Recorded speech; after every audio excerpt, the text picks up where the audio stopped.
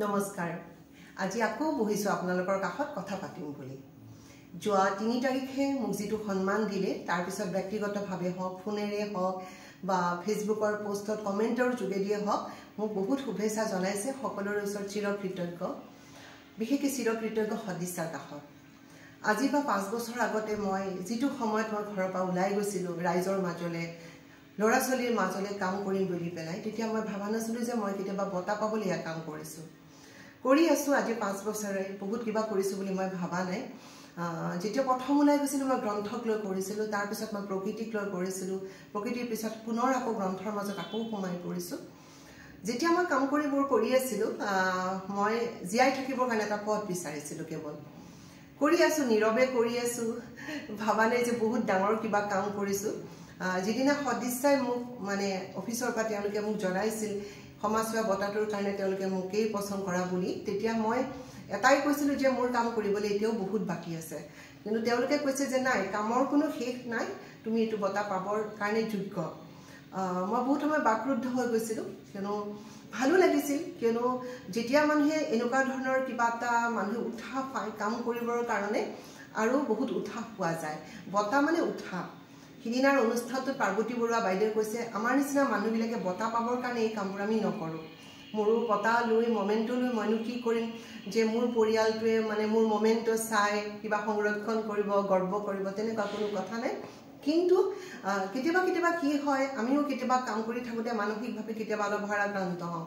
বিশেষকৈ মোৰ ক্ষেত্ৰত কি হয় মই অকলহৰে কৰি আছো কামবোৰ মোৰ কোনো ট্ৰাষ্ট অৰ্গানাইজেচনে মোৰ একো নাই মই নিজে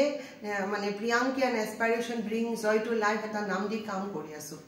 কেতিয়াবা মানে প্ৰায়ে ৰৈ যাওঁ কেতিয়াবা বুলি নহয় প্ৰায়ে মই ৰৈ যাব লাগে অৰ্থৰ কাৰণে যেহেতু মোৰ নিজৰ অৰ্থৰ যোগেদি মই সমাজৰ কামবোৰ কৰি আছো যেতিয়া ৰৈ যাওঁ কেতিয়াবা মনটো বেয়া হয় কাম কৰিবলৈ মানে দুৰ্বাৰ হেঁপাহ কিন্তু কাম কৰিব নোৱাৰো কিমানখিনি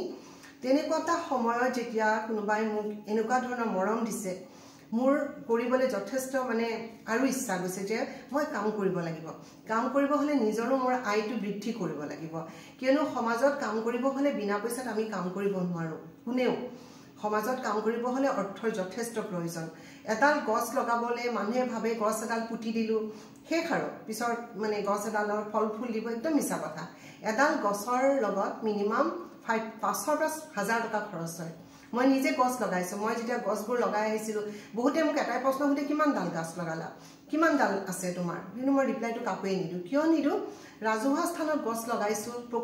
প্ৰাকৃতিক কাৰণত হওক গৰু ছাগলীৰ কাৰণে হওক কিন্তু এটো কোনো ঘৰৰ আগফালে লগোৱা গছ নহয় গতিকে তাক সংৰক্ষণ কৰা ইমান সহজ নহয় কিন্তু মই সফল হৈছো তাৰ ভিতৰত বহুখিনি গছৰ মৃত্যুও হৈছে এই কাৰণে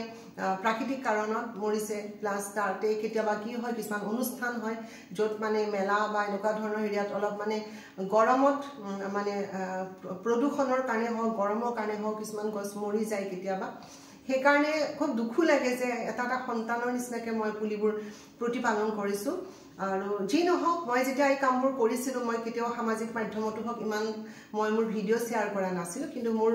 গাঁৱৰ ল'ৰাখিনি ভিডিঅ'বোৰ কৰি থৈছিলে কিন্তু মই যেতিয়া গছ লগাইছিলো মই নিজে বাল্টি দি পেলাই মই কলহী নদীৰ পৰা পানী আনি গছত ঢালিছিলো মানে ইমান পৰিশ্ৰম কৰিছিলো ল'ৰা ছোৱালীবিলাকক উৎসাহ দিবলৈ ল'ৰা ছোৱালীক মই কামবোৰত লগাইছিলো যে তোমালোকে গছবোৰ কৰা তাৰ পিছত লগোৱা যেতিয়া গছবোৰ ডাঙৰ হ'ব তোমালোকৰ নাম মই গছবোৰত লগাই দিম কিন্তু সিহঁতে ইমান মৰম লাগে সিহঁতে মোক কৈছে নাই পলিবাৰ নামটো থাকিব লাগিব গছবোৰত গতিকে প্ৰত্যেকডাল গছত ল'ৰা ছোৱালীৰো বহুত মৰম সোমাই আছে আৰু এই যিবোৰ কাম কৰিছো মই কাম প্ৰথমৰ পৰা যিবোৰ কৰি আছো সেইবোৰ কেতিয়াবা মই আপোনালোকৰ লগত শ্বেয়াৰ কৰিম যেহেতু মই সামাজিক মাধ্যমৰ জৰিয়তে আজিকালি কথা পাতো কিন্তু এতিয়া বৰ্তমান যিখিনি কাম কৰি আছো নিমকি আঁতৰি দিওঁ মই কথা পাতি আছো কাম কৰি আছো এই সময়খিনিত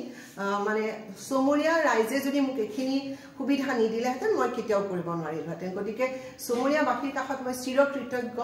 এই বটাৰ গোটেই পিছফালৰ মানুহখিনিয়ে হৈছে সমৰীয়াবাসী ৰাইজ সমৰীয়াবাসী যুৱ সংঘ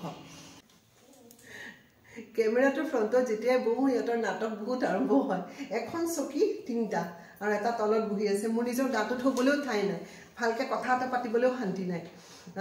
মই মাজতে মানে ব্ৰেক ল'ব লগা হৈ গ'ল মোৰ যিদিনা অনুষ্ঠানটো হৈছিলে মোৰ খুব ঘনিষ্ঠ কিছুমান মানুহ আহিছিলে প্ৰত্যেককে এটা কথা কৈ গৈছিল সদৃশাই যিটো অনুষ্ঠান পাতিছিল ইমান ভাল লগা এটা অনুষ্ঠান আছিলে ইমান শৃংখলাবদ্ধ এখন ঘৰত যেতিয়া বিয়া পাতে ঘৰৰ গৃহস্থৰ তেওঁলোকৰ আত্মীয় স্বজনে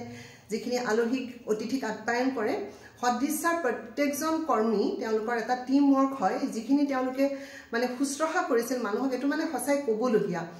কোনোবাই নুখাকে কিজানি গুচি গ'ল কোনোবাই মাত নলগাকে গুচি গৈছে তেওঁলোকে প্ৰত্যেকজনী সদস্যই ইমান প্ৰত্যেকৰে খবৰ ৰাখিছিল মোৰ মানে ডিব্ৰুগড়ৰ পৰা মোৰ বাইদেউ আহিছিলে বাইদেউ কৈছে যে মই ইমান অনুষ্ঠানত গৈছো কিন্তু খুব ভাল লাগিলে যি নহওক সদৃশাৰ ওচৰত মই চিৰকৃতজ্ঞ সদৃশালৈ তেওঁলোকে যিবোৰ কাম কৰিছে আৰু অনুষ্ঠানটোত আৰু কেইজনমানক বঁটা দিয়া হৈছিলে তেখেতসকলৰ বঁটা প্ৰদান অনুষ্ঠানটো মই কাইলৈ আপোনালোকক নাৰী দিৱসৰ দিনা মই দেখুৱাম প্ৰচাৰ কৰিম যি নহওক আজি কথা পাতিবলৈ এই কাৰণে বহিছো মই আৰু বহু দিনলৈকে মোৰ এই ঘৰটোত আৰু মোৰ ভিডিঅ' কৰা নহ'ব মই ক'বলৈ বিচাৰিছো মই কালিলৈ গৈ আছো